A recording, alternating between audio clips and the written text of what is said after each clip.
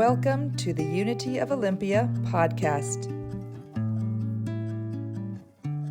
I want to thank Reverend Terry again in her absence for giving me an opportunity to speak with you. And she even blessed me with giving me the opportunity to facilitate our last session in the unapologetic manifestation class. And our group was able to, at the end, voice something we all got from the class.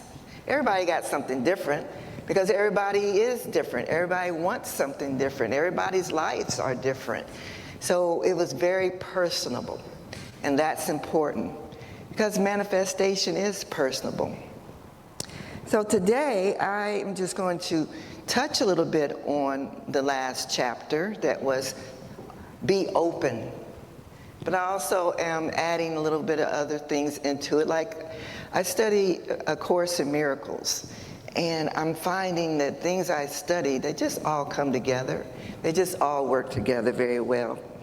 So be open. I'm going to start with the Course in Miracles number. And if anyone is not familiar with it, there's this thick book called The Course in Miracles with little tiny print and thin paper like the Bible. So it's very intimidating. I was blessed to find a phone app, yes, that reads it to me day by day, okay? So I'm not going to that book. I bought one. But every day, there's 365 lessons in the workbook, and every day there's a new lesson, very short. Today, I'm sharing several. Are you still hearing me? I don't hear myself. Okay. Number 193, all things are lessons God would have me learn. He's calling us to pay attention. So I want to share a little unusual story. Last Saturday, my husband Doug and I were driving to a track meet way up in Kirkland. We live in Puyallup. So if you're familiar with Puyallup, you might know where the mall is, South Center Mall. And right behind the mall is, on 112th, is the Tacoma Boys. Some of you know where I'm talking about. So we're turning there, going towards to get to 167. I'm on the passenger side, and I always look around at the trees. I love the trees. I happened to look down and saw a rabbit on the sidewalk. I thought that was unusual. You know, I see them in my yard, but out here and where the concrete is and not a lot of houses and yards, I thought, that's interesting. I mention everything to my husband, so, he just gets used to it. We went on not even farther than like another block or so, and on the same side of the street, there was a deer. Now, on the other side, there's some wooded area, but he had to cross the street, 4 lanes, to get to that side. Now I'm really getting curious. What am I going to see next? So we're down 167, going up to get to Kirkland, and, there's plenty of woods and stuff. We passed one little open spot. Remember, we were going 60, 70 miles an hour. And there's a cow standing in the pasture. I'm looking for something else coming. We get to the track meet, and it's going well. And someone said, oh, look at those 2 eagles. I glanced, and I barely saw one of them go away. But all right, I got my 4 animals that I've seen today that are not something I see every day, And I said, okay, there's got to be some kind of lesson or message here. So I go to my spiritual questioning team and asking, what is here for me to learn, since I'm supposed to learn everywhere, everything. Now, it wasn't about the animals at all. It was about us and life. So I'm going to share some things, and I'll bring out how the animals fit in there. Here's another A Course in Miracles, 162. I am as God created me. I am as God created me. What I learned in the manifestation class, I also have a new book coming out on healing, and it's pretty much the same information. If we could just be who God made us to be, wouldn't life be simpler? We wouldn't be trying to be like this person or thinking we're something that we're not because someone put us down when we were a kid and told us you were stupid and you'll never be anything. We didn't have to know those things aren't true. God made us all love, out of love, to be expressing the love here. So if we could just be what God made us to be, like these animals, that rabbit, he's going to hop no matter where he goes. And how scary it could be in the middle of traffic. That deer had some reason to cross to the other side of the street, and he did it. The cow just grazing, not worrying about why he's getting this luxury of all this space. And the eagle just soars easily into the balance through the wind.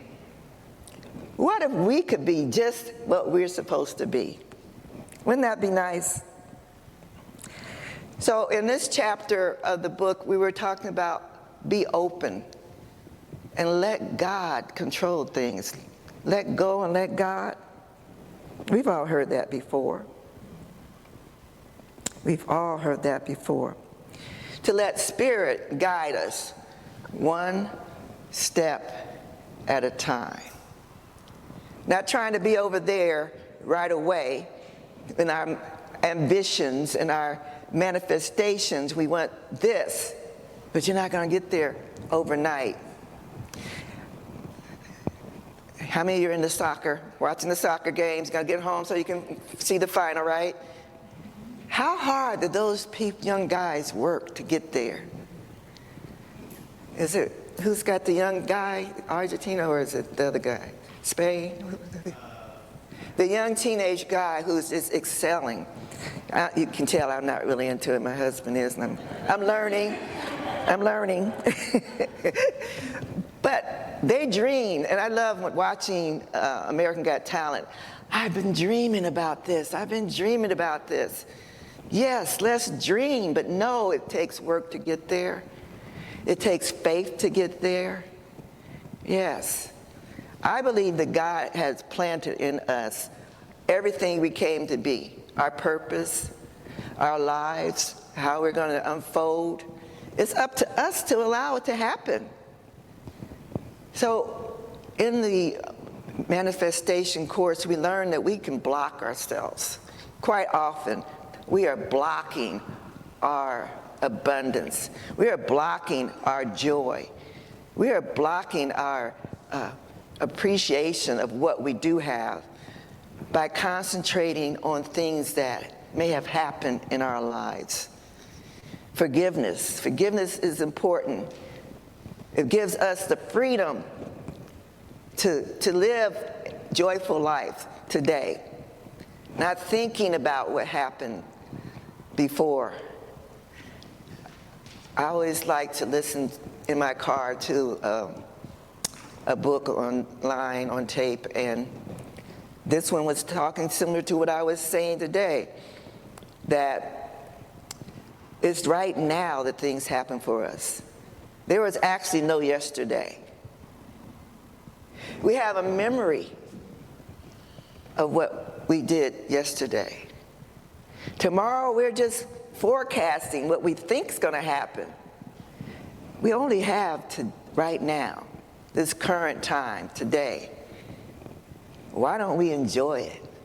Why don't we put the most joy into it right now?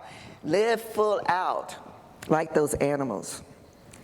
So they made me think about, I came up with 5 P's. Let me give you my 5 P's that help us understand how to first live in the present. That makes a 6th one. Talk about that one. The 5 P's. First one is play. When you think about a little cute rabbit on Easter Sunday, the bunny rabbit. Sometimes kids get little colored bunnies. I don't know if they still do that, but when my kids they get a little kind of fun, right? You think about fun. When's the last time you had fun, y'all? I hope so, not too long ago. As we get older, we forget how to have fun. That's why I like to think about closing the generation gap. We need to be around those young people. They have fun. They don't have the worry. They don't have the issues that are bombarding our minds. They're not looking at the news, right? That makes it much easier to have fun. And fun is sacred. We came here to have a good life, to enjoy ourselves, to have fun. That's part of our purpose. And when we do that, that helps us relieve some of that stress that we carry in our bodies, right? The second is produce, like the fruits and vegetables. I'm a dietitian. There's my dietitian friend out there. She knows what I'm talking about. How many years, Kathy, have we talked about eating more fruits and vegetables? Eat from the 4 food groups, but eat the fruits and vegetables, the green. What do rabbits eat? You got any cabbage and greens in your yard that they've been nibbling on? What do cows eat? What do deer eat? They eat what they were made to eat. Now, the eagle eats meat. I don't think they eat vegetables. They're eating what they were made to eat. But I'm not just talking about the nourishment of the food we eat, because not everything we put in our body is truly nourishing. There's a lot of junk food out there, right? And there's a lot of junk talk, and a lot of junk thinking, a lot of junk exposure to stuff that we don't really need to keep our mind focused on. So we need to be careful about how we feed our mind, our bodies, our spirit, the company we keep, right? And again, this is why I feel so important that we share our wisdom with our children in a fun way, not always preaching at them or fussing at them, but explaining the importance of things like having a healthy diet of food, of the environment you're in, the friends you stay around, what you're listening to on the radio or on the iPhones or whatever you use. All that matters. The next one is peace. That cow just seems so peaceful out there grazing. I just saw one, it was a flash. I just saw one. And you think about it. That deer is not worried. It crossed that road to get on that other side. I know it must have seen some cars and might have done it before. I don't know. But it did it peacefully. It still looked in peace when it was standing there. Peace is important. A Course in Miracle 185, I want the peace of God as we meditated. I reflect on that whenever I am a little worried, a little upset. I want the peace of God. Wow. Imagining the peace of God does it every time. Purpose. That's another P. We were brought here with a purpose. It's inside of us. And a manifestation class helps us go within to look and see what have we already been manifesting. Where you are today, right now, you manifested this. Is it good and positive? If not, you want to change that? Then you have to change your mind. You have to change the way things feel in your spirit, in your gut. That gut feeling, if it doesn't feel right, it doesn't right. Trust your gut feeling. You ever been told that? Trust your heart. You can trust your mind some, but your mind can lead you a little bit astray. But the spirit will never lead you astray. So keep on that in mind. And then there's prayer. That eagle soaring, just bouncing in the wind. Isn't that smooth and so, we like to be life that easy. Prayer helps us do that. Prayer reminds us that there's something greater than our immediate circumstances. So if today in your life right now is not the way you really wanted to have it, know that you can change your life. Prayer is how we get there. Prayer, excuse me, prayer along with the other P's.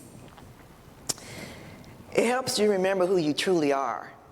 That we are, another saying is, God is but love. Therefore, I am love. We are an offspring of God. As we know here in unity, God lives within us. So if God is love, we all are love as well. And our prayer reminds us of that. It helps us remember who we are, and perhaps manifestation is not making life obey us. We have to open up. We have to allow our lives to unfold as the way it was supposed to. We have to remember that we are here on purpose, where we are, who we look like. This is all purposeful. And we do have the power of prayer to help us realize that.